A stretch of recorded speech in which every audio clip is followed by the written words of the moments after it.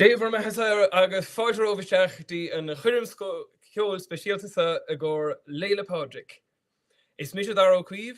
Agus is mis lís níir le. Bannachtaí na féle Pádraig ar fad, Happy St. Patrick's Day to you all.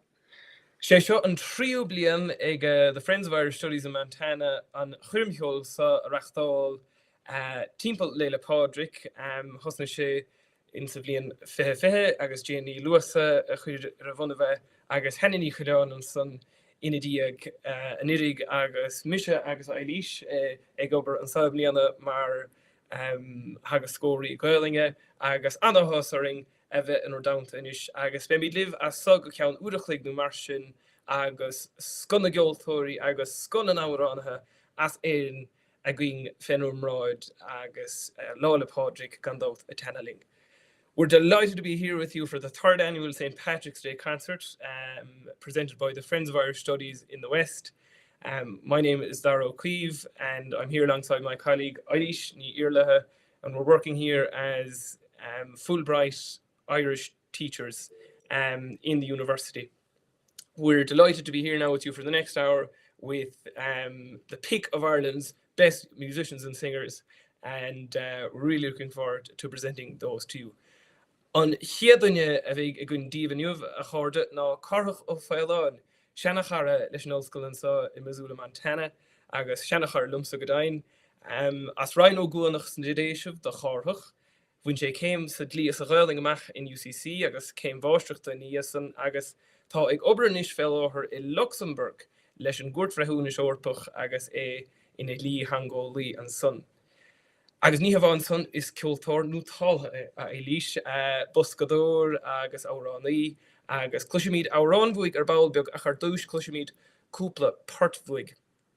So our first musician for you today, who will be singing later on, but music from her first, is Carthach Ó Fáileáin, who's well known to the Irish Studies program here in Missoula, Montana. He spent a semester here as a law student visiting from Cork.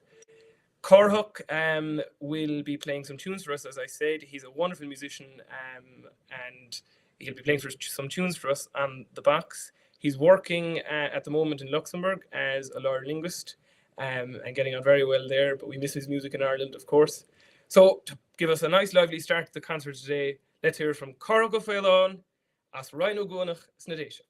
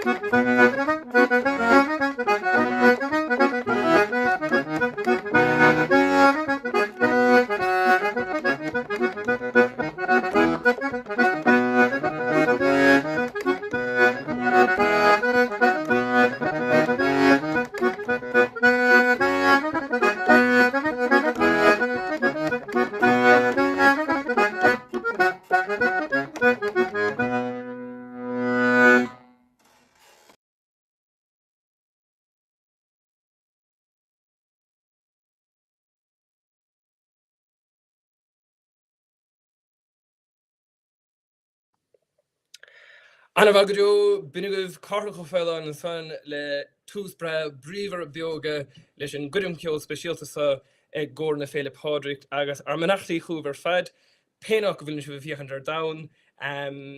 You're most welcome, anyone who's watching and tuning in at the moment.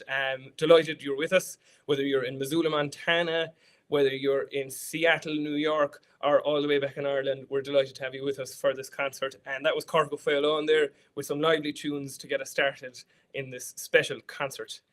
An chéadúin eile a bheith going inis ná seanna chara eile leis an óscoil agus le Ryan Elaine Ghaeilge an sa. Sinní Jane ní luasa as gúgán bara a gorcaig. Bí Jane fé mar a dúra mar ó chéanamh a chuir tús leis na cuireamach a ceol rá bhbliain ó hin, nó trí bliain ó hin an dachas is dócha agus múntóir Ghaeilge agus áráníocht sé Jane. Bhí sin tagas Gaeilge fé mar a dúirt. Tá sé gobar mar héras strathóir fé láthair agus mar bhúntóir Gaeilge ar líne.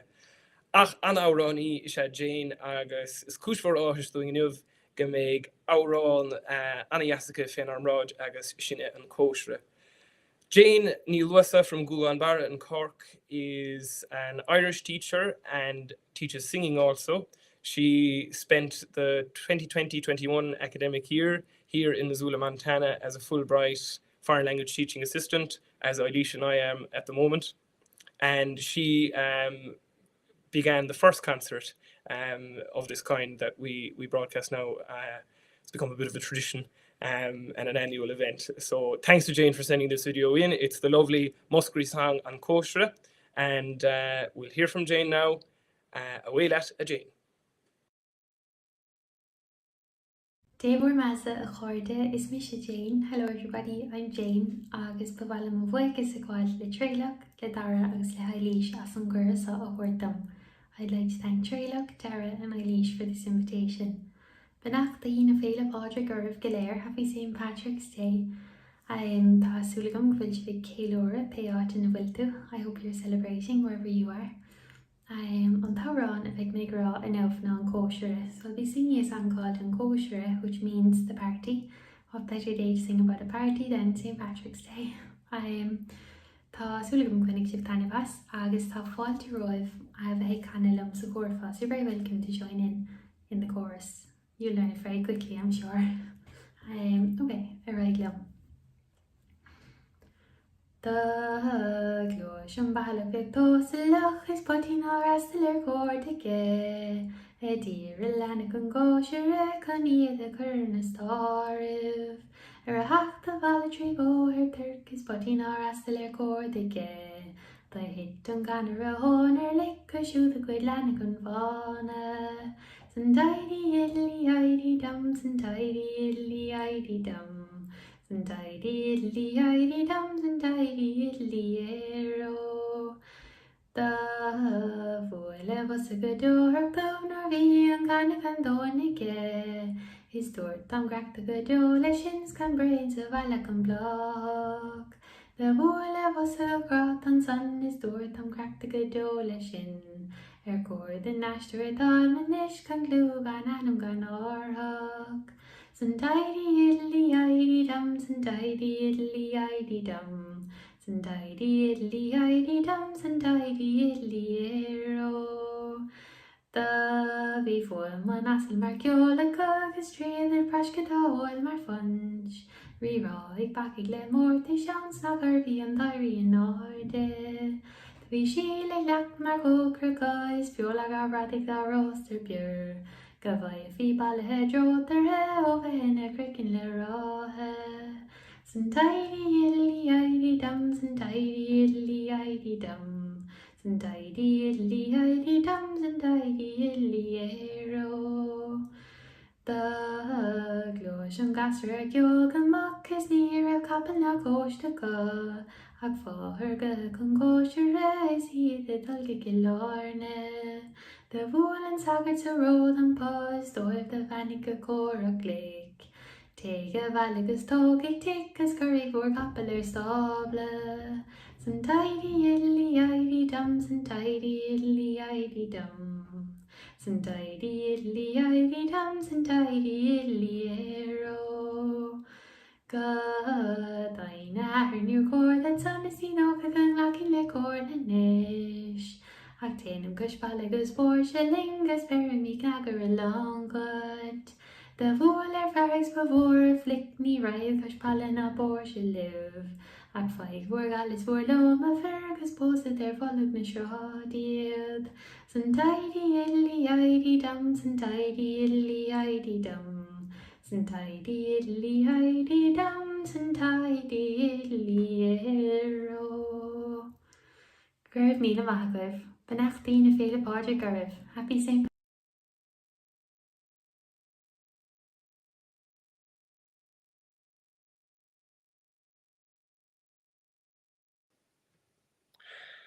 Gur mí go Jane, bin go Jane ní luasa an son a lochtéis tá agus loch fiochna agus tá sibh ann in bhór sluitimh tá Hosanna Tabor Hushi Egeish Kling. Perfect way to spend the afternoon before St. Patrick's Day, says Hosanna. Thank you all for organising and sharing with us. Our pleasure, Hosanna. And we also have Kerry Callahan Brosnan listening to us from Scottsdale in Arizona. Thank you for organising and Kerry enjoying the concert there. And we have a dia rit as well from Sean Kay. Dia smurnagat a hion to Suligan Gwillan Thugama agus Janie Lewis and Sundish Goshere. Our on a luan mo vile ducha Shane count churchvis on a host a cluster of Mahagod Jane count special to Dumsa is Dornum. Agus anish and here the Nelevega going Banella as Corkig, Hamid Banna Masna Gorkirch in you've Shini Gormlani here on ni violan as Kiloward in Achille Manister Armui Agus Ortglor Guilga, Fille, Screenors, Kjoltor, Pianodorish, Shag Gormle. Dine harwe kommas ar fad Caramúr lumsa agus in nuv bín si shimmentanish ar a bheadog stóin ag an nuv is a piano a vishi is shimment doing agus pisa classical ake fan our gore. Our next musician is a good friend of mine, Gorblini Hiechan Violan, a talented Gaelic scholar, a traditional musician, a piano player, a poet and a writer. Gormla will be on the piano for us today, although she's known to be playing tin whistle as well and is a pretty good set dancer too. Gormla's, for her degree, studied Irish and music and produced a CD about John Field, an Irish classical composer, but it really explored the influence of Irish traditional music on his composing.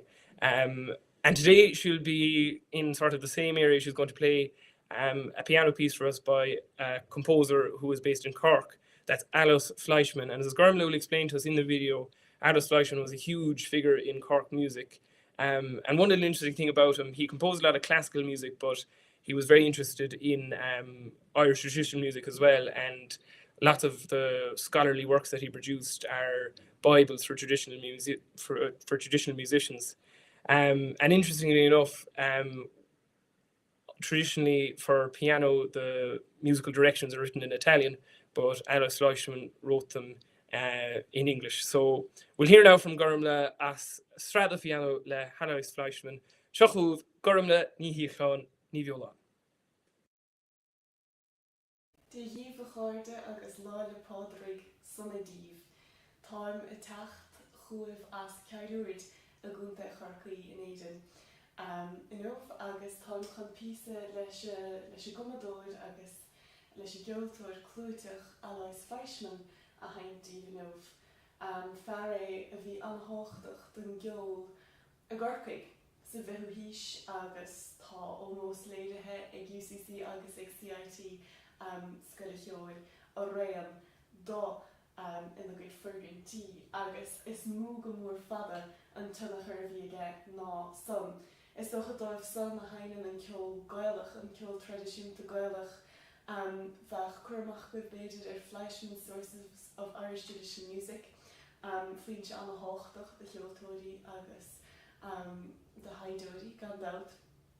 Ach, inmh tám chun písa ó na hra de piano a haint agus bhíoh sé den nóige a chud seoracha gléid agus mar sin de a chuirt as Gaeilge mar hampla tá an tarna glúiseach don strál de piano a haint gomsa agus máll síalsach is agam dá agus andante espressivo ige fé sin mar sin nuair a bhíoh sé den nós ag commodóí go mór mhór agus do gná na teoiricha a thuairt as an dáilis. Bhíoh sé den nos ige eilís fleismin iad a thuairt as gléilin ar dúis agus an son as na dáilis go minic. A mar sin tásúla gún go minic sibh áirthain bhasa.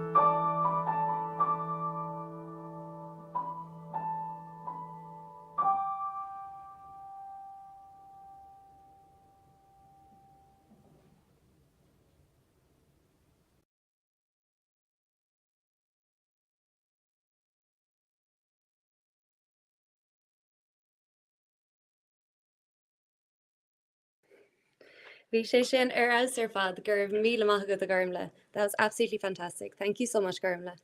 Inis, by grúpa ceol álaí going ó Gael Scully Reda a Gunta Kirky, Clash Gadol Cushly an Tanamatá Urha. Now we're going to have a lovely group of music group from Gael Scully Reda in County Cork. Clash Gadol Cushly an Tanamatá Urha. So there's a big mix of musical instruments in this video, so I hope you enjoy it. And tá an grúpa seo I galabú the cheolcurim an a speisialta sa cheolóras náisiúnta I Malachlia an tochtú láfé den bhí seo. This group are preparing and working very hard towards a concert, a very special concert in the National Concert Hall in Dublin on the 28th of this month. So we wish them all the best with that. Ba jasling chuma ar míle buchas sa gá leis an bháistro Calacán agus an níní chalán as an fhí seo a chuirla céile dún tá súlagain go muine sibh an Tanabas. We would also like to thank Máistro Calacán and Anini Chalán for putting this video together for us, and we hope you enjoy.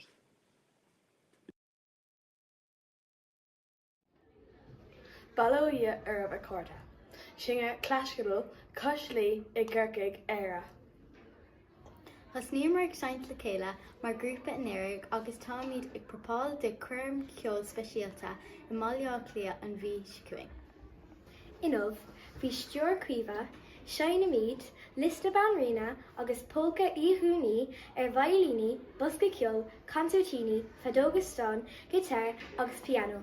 Brunigi Tanavas agus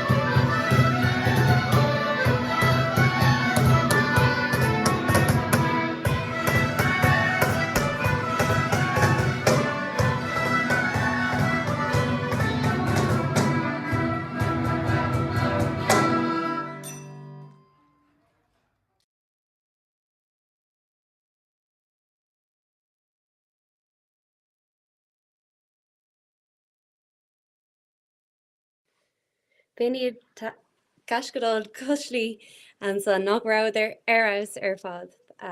They were a beautiful music group and we are so grateful that we have had the opportunity to listen to them here today. We know that it's not easy to get that many people together and to play music as beautiful as they have. So next up we have a member of that group, Charlie Maccabeen. Is Scalora a Charlie ó Gael Scully Riada, agus spec sé an seit an Concertina doing enough. So next up, we have a member of that group, Charlie Maccabeen, he's a student in Gael Scully Riada and he will be playing the Concertina for us today. So Sudagum Gwynna Shiptanavas.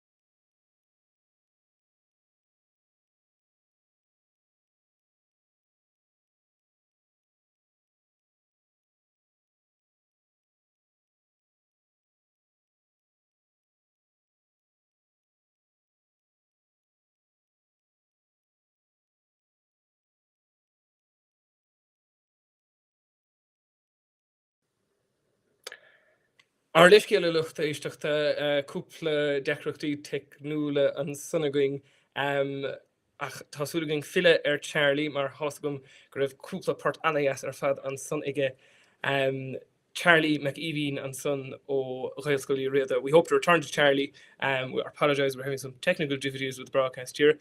But in the meantime, we'll return to Corach ó Foileáin, who we heard some tunes from earlier on. And I forgot to mention earlier on that Corach is a member of a band, Nuadáin, who released their second album in 2019. He's in the band with two of his brothers, called Macdara and Pax. But now, as I said, we're going to hear a song from Corach and an Tanim Ahar now around Sun. The name of that song is Jimmy Mavila Store. So hopefully now the Wi-Fi will cooperate with us and we'll hear Corach. Shachuve. Nach daoine féle páir go bhchaide agus ha mé fiomhhaich as an deise bheith gom a bheith bh deanta ríisiim líana.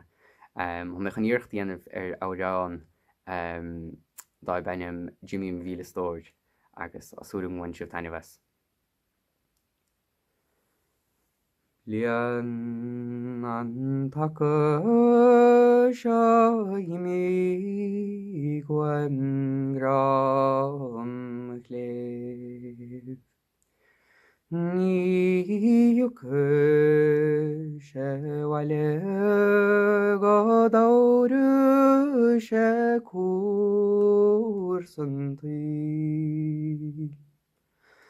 Nóir híhun ar hud le faoine bhróáin chóir agus chórád le mille sé mí má bhí stóir. Bían máir is maithir na bara sa bían am mé.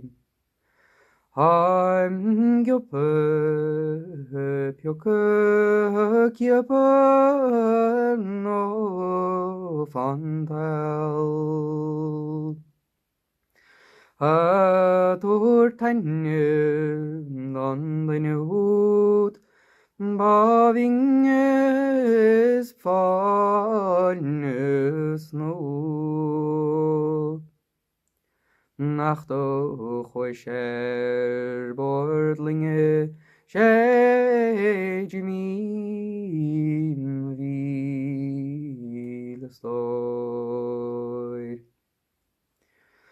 Agus reitse chun chuile nar gathe nán go deile im hell.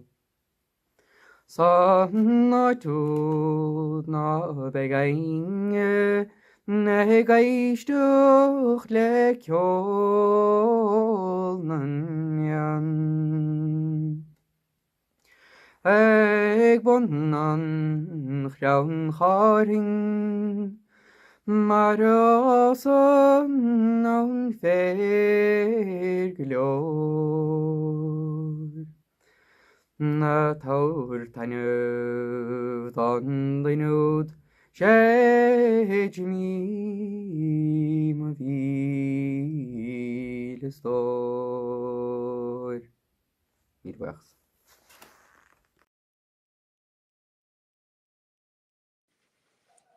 Gur míle maith go chorthach bhí sé sin as. Thank you so much, Chorthach. We really enjoyed that. Anish beg Breed O'Riordan again, O Killamatra and Gaeltacht Muscree. Next up, we're going to have Breed O'Riordan from Killamatra in the Muscree Gaeltacht in County Cork. Is our own in Kate Scott Ebreed, agus she can dogus ing Nave Podrick a chana doing enough. Agus beg Derek and Ian Clay on guitar. So Breed is a fantastic singer, and she is going to sing Dogus Ling Nave Podrick for us, and it's very fitting on St. Patrick's Eve. And Derek will accompany her on the guitar. Buen supas.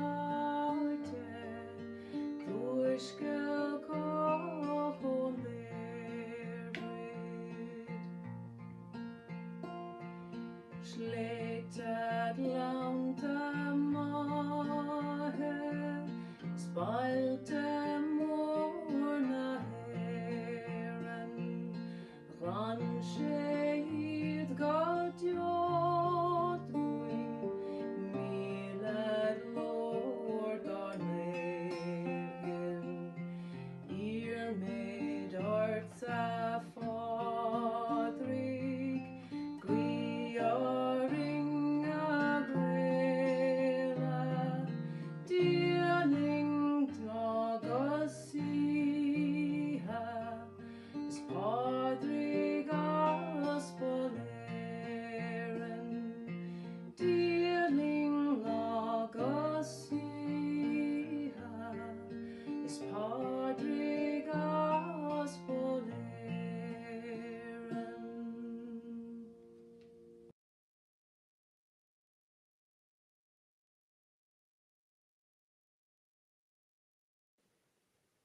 Gur míle maith go a bríd bhí sé sin dochrite bhuina mar antainna bas an seo sannific. Inis chur míad fáilte rih éhí ní línsigh. Tá é bhín aon blion déag díisiis agus freistalíonn si ar Scalabán Nefa in Malaborna. Next up, we're going to welcome Aoibhín Ní Líontaigh. She is 11 years old and she attends school in Scalabán Nefa in Balaborna in County Cork. His ceoltóir úntachaí Aoibhín agus beg si ag seind cúpla part dúin ar an bosca ceol. Aoibhín is a fantastic musician and she will be playing a couple of tunes for us now on the bosca ceol. Buin tanavas. Is mar sé bhíní líonteach, Tá demlú na díis agus tá Macóí an Malaborna, agus tá chun gápí sa ceola dhéanamh, an cé cean bhar Desmond Polka.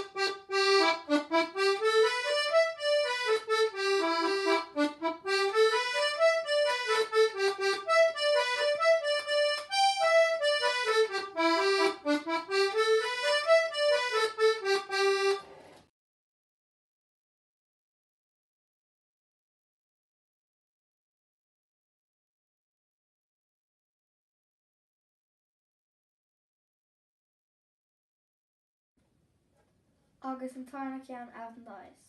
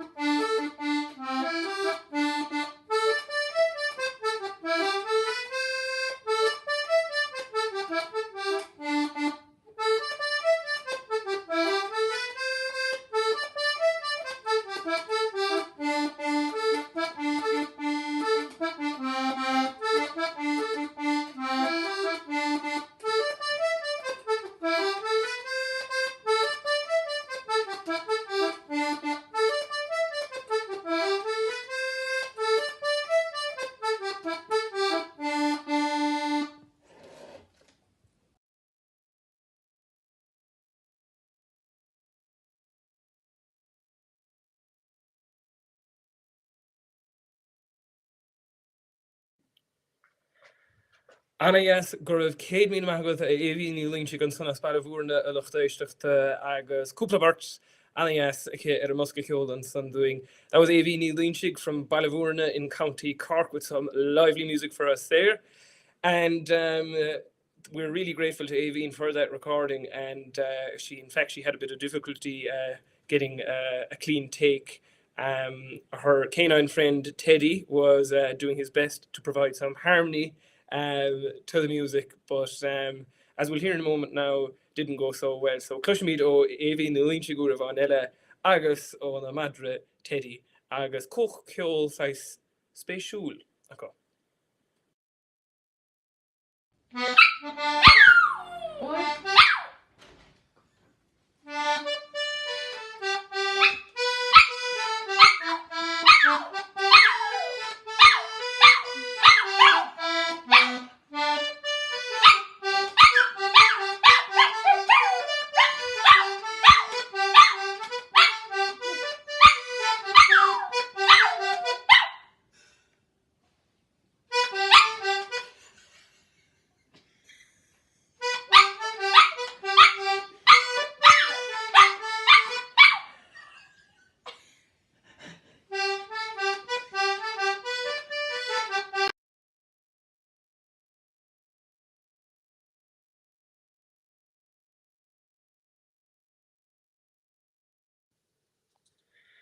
Anna bagado bini Aoibhín Ní Líontaigh an san agus tulachun bríomhar tafanúil ó na madre Teddy. Gur míle bagad Aoibhín agus chulamar ó bhríidir riad an riimi sin agus leganáling de róchas ling neve pádraig ake.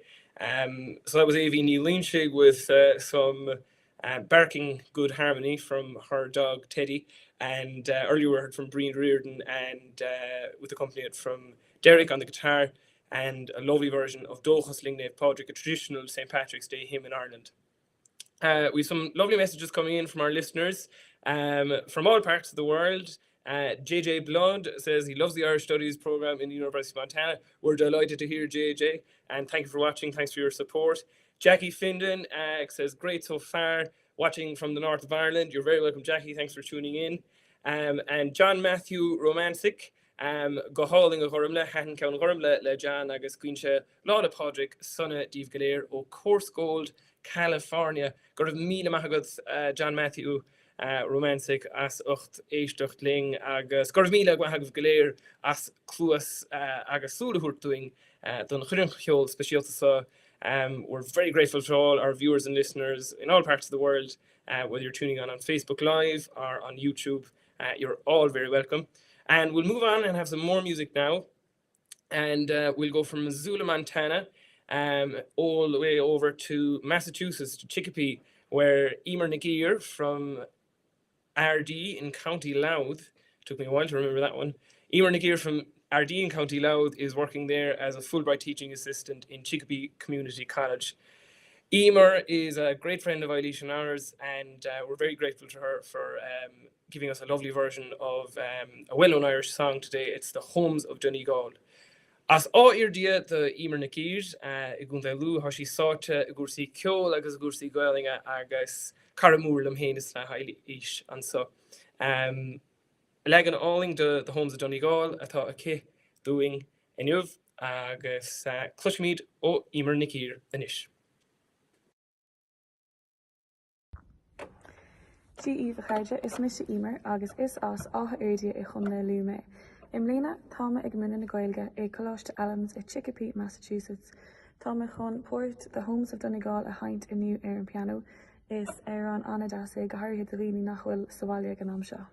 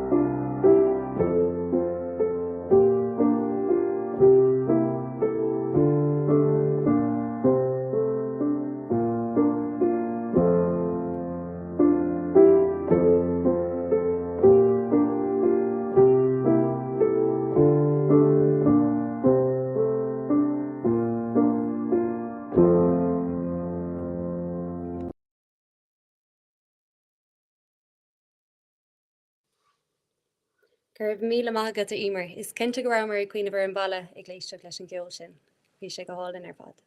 Inis an féidir go bheith athó sibh an anam seo. Beidh dahí ó hiorlathe a going sin man ní álinn.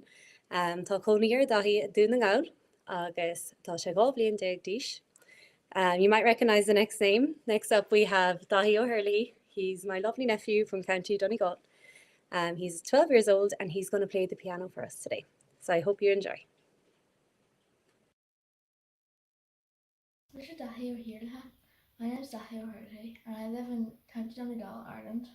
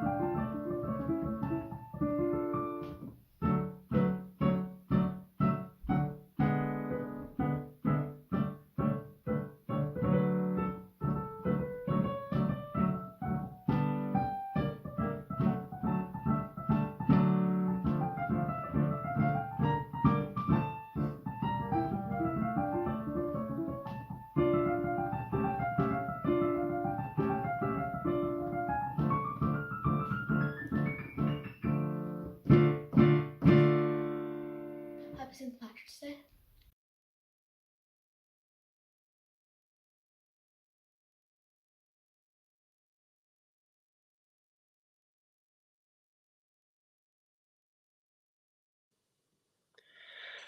Ausar fad gur raibh 100 míle maith agat gur raibh 100 míle maith agat an son Dáithí ó Hiorla an son níl le hailís sigine agus piece of bra piano and son again. But a year to Gahi, fair play to Dahi. There was a wonderful piece in the piano that chat for us there. We went from Emer Nakir with her lovely piece, The Homes of Donegal on the piano, and we went to one of the homes of Donegal and had Dahi there from Donegal, and as you said, Eilish's nephew. We've a couple of more messages in. We have Brandy Fladstall has been in touch. Thank you so much for organising. Enjoying from Conrad, Montana. We send our greetings up to you there, Brandy in Conrad, and a happy St. Patrick's Day to you. Thanks so much for tuning in. Hosanna Tabor is back and saying, I'm loving all these performances and I'm especially appreciative of all the young musicians sharing their talents here. Just great. Gurmila Magath, Hosanna, I fully agree with you. We have a rake of talent here and young talent, and it's really great to see all these young musicians with such talent and such great interest in music and in Irish music in particular. Anish, an chéad an eile bheith going ná Seán Ó Thuallacháin, tagas gur eile gaeilge, tá Seán a tagas an gaeilge in Fredericton, Canada, in New Brunswick, agus tá sé ann le beagnach bliain, agus fís héin agus Seán ar nul scoil, bhí mar UCC le chéile, arts glóra gaeilge ba Seán, agus go dain héin an trochtas ma bháisteachta a bhí ge, a phléig leis an geangol idir filiocht na héireann agus an tipáin, bhuaigh sé an dúis náisiúnta don na trochtas fáisteachta. So our next singer is Seán Ó Thuallacháin, as Tóchar a Gorkig from Tóchar in County Cork, no, in Cork City I should say. And Seán is another Irish teacher. He is teaching in Fredericton in Canada. He's a wonderful Irish scholar, very talented. His master's thesis looked at the links between Japan and Irish language poetry. He sent me a copy, but I haven't managed to read it yet, but I really am looking forward to it because it's a really interesting topic. And that thesis won a national prize. So we're delighted to have Seán with us today. Seán Bín Ó Thuallacháin, who's going to sing a lovely song, A Bhríde Bheadh Chrón. Seachúin isise é má se, Seán Ó Thuallacháin agus A Bhríde Bheadh Chrón. Díomh Constantine is mise Seán Ó Thuallacháin agus táim anháasta a bheith ghlachapáirte in cinemacht áling seo. Is as corcaigh domsa ó thuchas ach táimig marachtantan sa in New Brunswick I Canada fel láthid ag múine na Gaeilge. Táim chun árán beag marrán istíomh dar a benim a bhríde bheadh chrón. This song is a conversation between two lovers. The man is trying to woo the woman, but she has very high standards, and we're left wondering at the end as to whether or not she'll go for him. So I hope you enjoy it. A bhríde bheadh chrón, téanam a ggóil agus nábíoch brón ná buair tarb. A dhearbh an thaobh na malin dascail ná tuigfáilim féin san óigneas. Go dainis go dearfa déanam ís marga hísaigh an tábhairn fuaimid. Mar a meid ólagus ragar ná ihe go maidin Mrs. Dócha go bhantham go luanán. A haisce muchlé tar fastalum féin is tútha me séhab jaasúach deit. Labig chlua féin, bhisiascuid féad he, agus cultine deire an ósart. Curid brogin cael cantain hart fain gerdal chlacib is siad do vanite glóisiocht. Pilín art gidanta curid fúter de chapel is riding dress latter de choliv. Da jalis dom sé de vaidach lem hel is tá sa god féin cadúr tlead. Gymach mo charid go léir an arid lem hain danian hing sin sgéil san suas lad. Ní fósing tú galan na in ardad hafel da ming fad a varin gan nóchar. Gan leis sin a fada gus babio go baie gus ferim dra halaf mar chugus. Da jan hing sin ceachta le hand agus béma is churing eng leis fuamod. Da van hing sin fér go gasta le fuir le fangih ma héal gom chonev. Do roarhing do raffing go hesking an carta le múrchid de scapel lem hlósid. Is máistid mér arif chun sústín do chasas is fearmach an amir a bhuint me. Is ban me tar stre for sjaskarucht sel is tangin de vrede súr klum. Bím sin eile ag ober lom hain gus alles na chléad lem chróne. Má thugann tú fasta gach ní chum mar gealis is dócha gur fearach chum glóisiúd. Le hóig ar ciún cnasta gan muster gan blador, a thuair chóir chum le scapa na chrócha.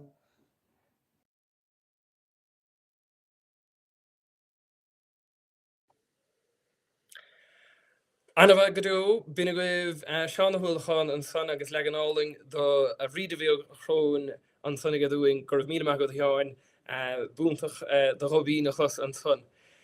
Sean O'Hoolhan there as Toker from Toker in Cork, and as you're saying, Sean, wonderful Irish teacher and a wonderful singer, great musician, and it was great to hear his lovely version there of the song Avride Viog Chroen.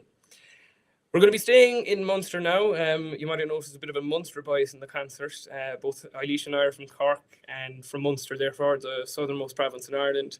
And we are a small bit biased. We did give a quick trip up to Donegal and to County Louth, but we're staying in around Cork. And next we'll go to the Déisha, to County Waterford, and to Éanna Highland.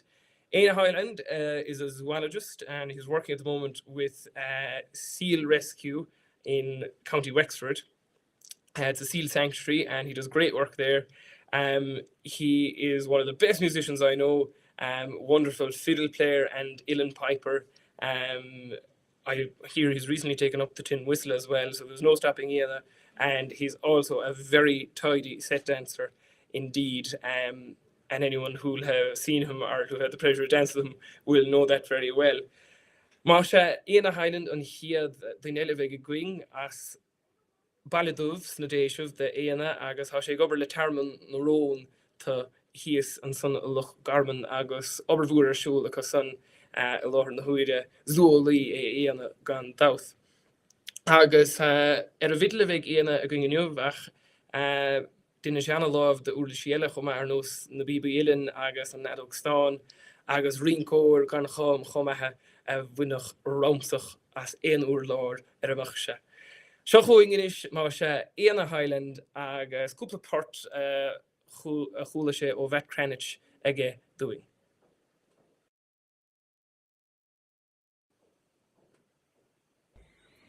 Well, that's really going good for me. Agus ag buinteanna bhas an ceolcurm, gur míle mágad. Dara as an cuire a bheith agus tám se chun cúpla pertna a himandíomh a bhóras ó Matt Cranach.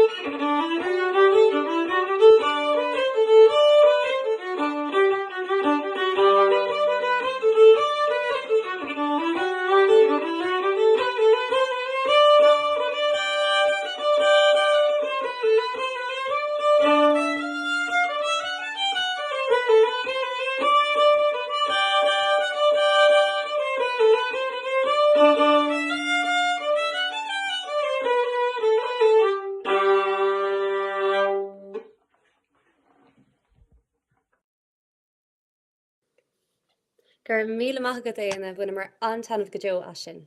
Inis tá míad chun fill arís ar gcuilscoilí riada.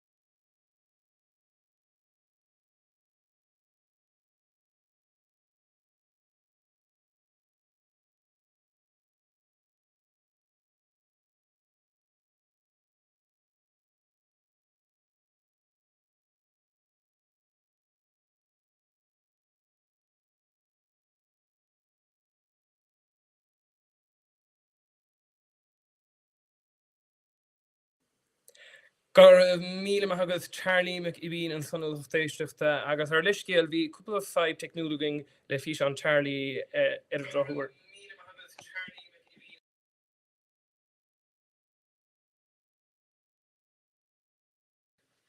Agus cúpla 5 eile technológií na gine le téisteachta agus háid beagnach ag ceann scríbe buchs le dia Misha agus Eilish Stolib.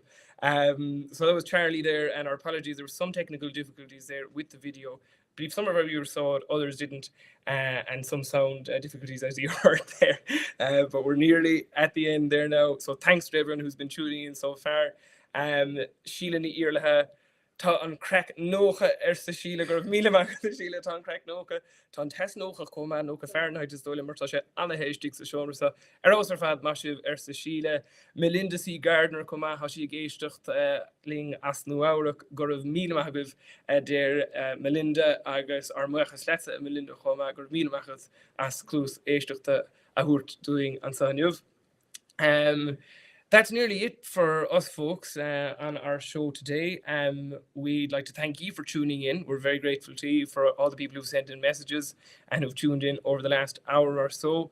We're really thankful as well to all our musicians and singers who've sang or played a piece for us so far on today's programme. We've had Gael Scully Riada, we've had Emer Nakir, Aina Highland, Gurmney Hiakon Violon, Cork Failon, Janie Lewisa, Breeder Reardon, Avini Reardon. We've had Teddy the dog.